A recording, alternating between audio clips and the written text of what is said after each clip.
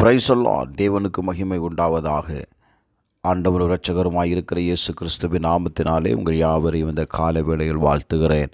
இந்த நாளுக்கான தேவனுடைய வார்த்தை நீதிமொழிகள் 15வது அதிகாரம் 13வது வசனம். மனமகிழ்ச்சி முகமலர்ச்சியை தரும், மனோ துக்கத்தினாலே ஆவி முறிந்து போகும் என்று எழுதப்பட்டிருக்கிறது. எனக்கு அன்பானவர்களே, மனமகிழ்ச்சி முக மலர்ச்சியை தரும். நல்ல கவனிங்க. நம்முடைய மனதில் இருக்கிறதான துக்கத்தினால நம்முடைய ஆவி முறிந்து போகும் என்று எழுதப்பட்டிருக்கிறது. நீதிமொழிகள் 12வது அதிகாரம் 25வது வசனத்தை வாசிக்கும்போது, மனுஷனுடைய இருதயத்தில் உள்ள கவலை அதை ஒடுக்கும், நல்வார்த்தையோ அதை மகிழ்ச்சியாக்கும். ஒரு மனுஷனுடைய கவலை அவனை என்ன செய்யுமா? ஒடுக்கும். இன்னைக்கு அநேக காரியங்களை குறித்து நாம் கவலைப்பட்டு கொண்டிருக்கிறோம். இந்த கவலை உங்களை அறியாமலேயே உங்கள் சரீரத்தை ஒடுக்குகிறது.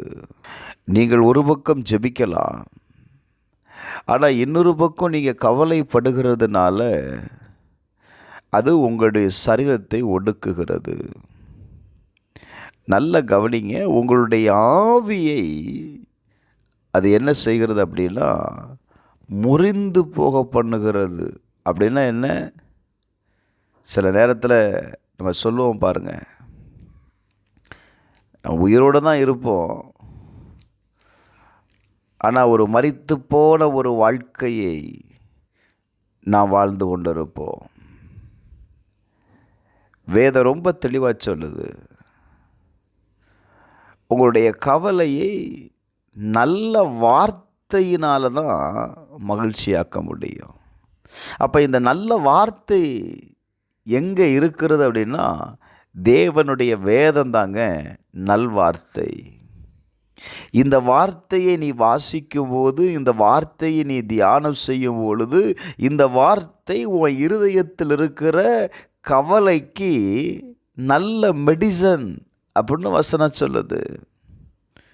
Glory to God. நீதிமொழிகள் 17வது அதிகாரம் 22வது வசனத்தை வாசிக்கும் போது, மனமகிழ்ச்சி நல்ல ஔஷதம், முறிந்த ஆவியோ எலும்புகளை உலர பண்ணும். A joyful heart is a good medicine. அப்போ நீங்கள் மனமகிழ்ச்சியாக இருப்பது தான் உங்கள் ஹார்ட்டுக்கு அது நல்ல மெடிசன். நீங்கள் கவலைப்படுகிறதுனால உங்கள் சரீரம் ஒடுக்கப்படுகிறது மாத்திரமல்ல, உங்களுடைய எலும்புகளையும் உலர பண்ணுகிறீர்கள்.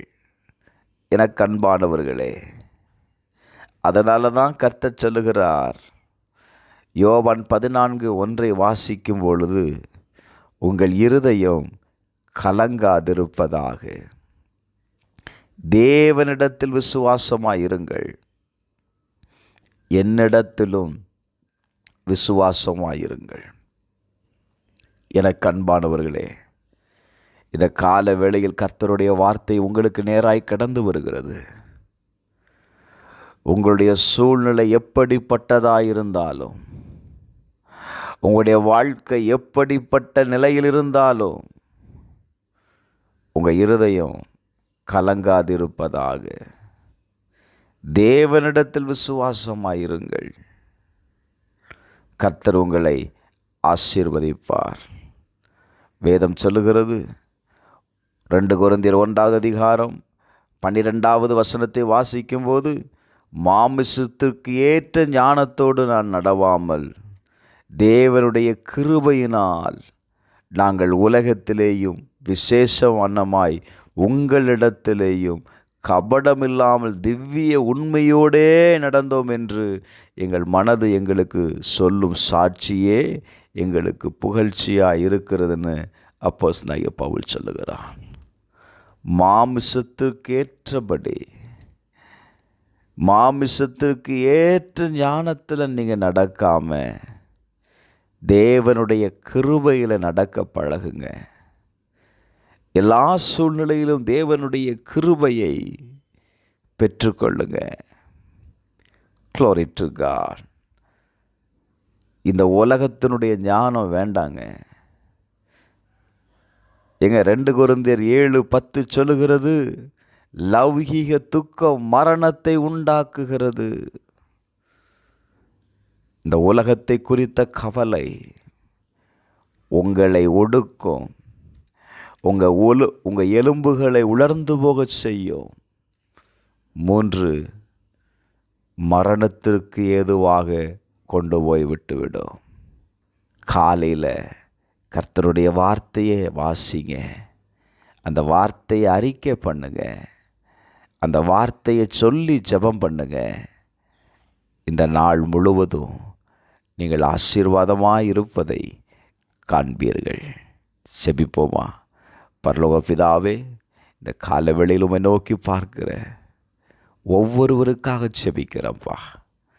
அவருடைய கவலைகள் அவர்களை ஒடுக்கி விடாமல் உங்கள் வார்த்தையினால் மேற்கொள்ள கர்த்தர் உதவி செய்யுங்க. அவருடைய ஜெபம் கேட்கப்படட்டும். கர்த்தர் அவர்களை ஆசீர்வதியும். இயேசுவின் நாமத்தில் ஜெபிக்கிறேன் பிதாவே, ஆமென்.